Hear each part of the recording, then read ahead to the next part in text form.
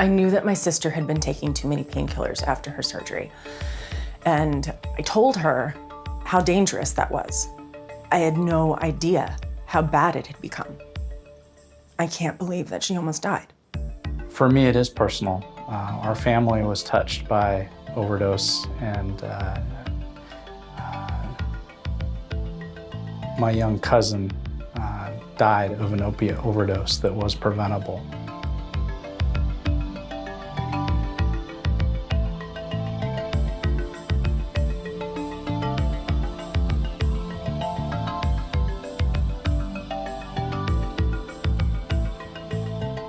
Opioid overdose is a serious problem and can happen to anyone, your sister in the suburbs or the family member of a healthcare professional.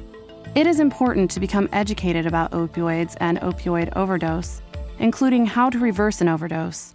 This video includes important training information and also reenacts a real-life scenario where naloxone was used to save a life. Naloxone is a medication that can reverse an opioid overdose. Thousands of people are now carrying this medication and lives are being saved every day. But what is an opioid overdose? Opioids include heroin and prescription pain medications like Vicodin, OxyContin, Percocet, Dilaudid, fentanyl, MS-Contin, and methadone. Opioids are strong drugs that can have serious risks, including overdose. An opioid overdose happens when you take more opioids than your body can handle, and your breathing slows down and eventually can stop. And so what that typically looks like is someone going to sleep. It can be a very quiet phenomenon. Certain things put people at higher risk for an overdose. Many fatal overdoses are the result of mixing combinations of drugs. Using opioids with any other drug that also slows down your breathing, like alcohol, other opioids, sleeping pills, or anxiety medications, can overwhelm the body. But using opioids that slow down breathing with stimulants like cocaine and amphetamines that increase your need for oxygen can also strain the body. Another major risk is using opioids after having stopped use for a period of time. After a disruption from using opioids, tolerance goes down the longer opioids are out of the system. Sometimes those breaks are unplanned, as a result of being in the hospital or jail. Other times, those breaks are planned, after detox or if someone is just trying to quit on their own. Regardless, when someone tries to take the same amount of opioids they did following a break, their tolerance has declined, which may result in an overdose. Again, there are many different risks for an overdose, such as using opioids with other drugs, using after a break in use, using more opioid pain medication than prescribed, using someone else's pain medication, using heroin or pills from the street where the strength and actual content are unknown and unpredictable, other ongoing medical problems, and people who have overdosed before are more likely to overdose again. Many people also use alone, which increases the chance of dying from an overdose, since no one is there to help. Oftentimes how overdoses are portrayed in TV shows or movies are as these sort of wild, loud, scary, noisy, thrashing around situations. And that's really not what most overdoses look like, and it certainly is not what an opioid overdose looks like. An opioid overdose is a quiet phenomenon that can easily be missed. An overdose can take minutes or even a few hours after you've used opioids. You may just start out feeling sleepy, but eventually you could pass out and stop breathing. Being aware of the risks and signs of an overdose can be the difference between life and death.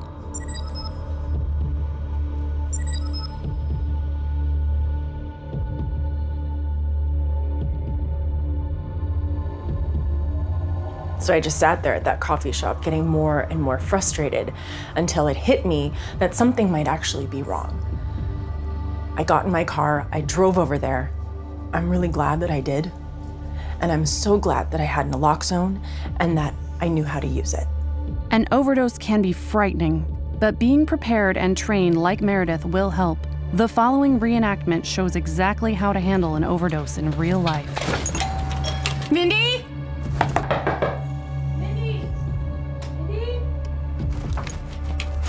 Mindy!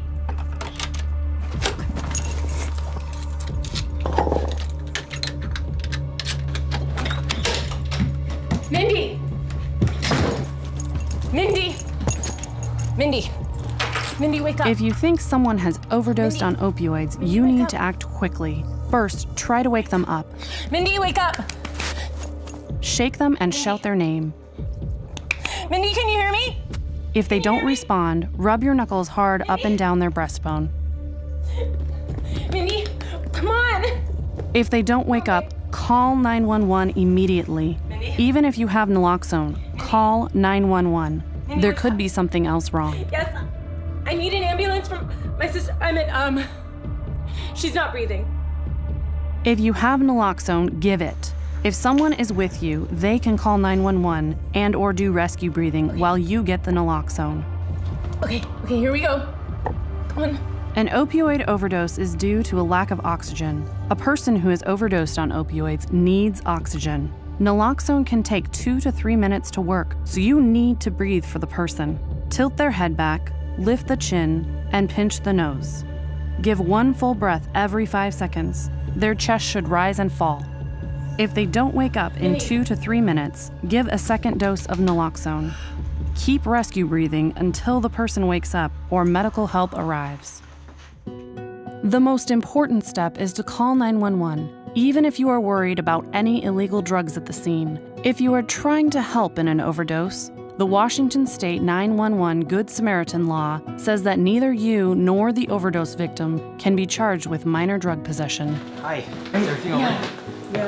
Yeah, I'm okay. I'm fine. All right, looks like you administered some Naloxone already. How long ago did you do that? Just right after I called you, like 10 minutes. Did you call an ambulance already? I called 911. Okay. 6 Ocean 42, I need an ambulance to my location. Obvious signs of drug use. Naloxone was administered. Our primary job is to help people. We're not there to arrest anybody. We want to help give aid to the person who needs it. When the person wakes up, they won't know they have overdosed, and they may feel some symptoms of opioid withdrawal like sweating, nausea, achiness, or anxiety. Calmly explain what happened and that a medical provider should monitor their condition for a while, at least 3 to 4 hours. Naloxone reverses an opiate overdose by temporarily blocking the opiate receptors in the brain. This is a temporary effect, and it can last around 90 minutes. Naloxone is a very safe medication. The only thing it can do is reverse an opiate overdose. If somebody does not have opiates in their system, it will not cause them any harm. It's safe in pregnant women and in children. In Washington State, anyone is allowed to obtain, carry, and administer naloxone. There are a number of different naloxone products available. They all work equally on reversing an overdose.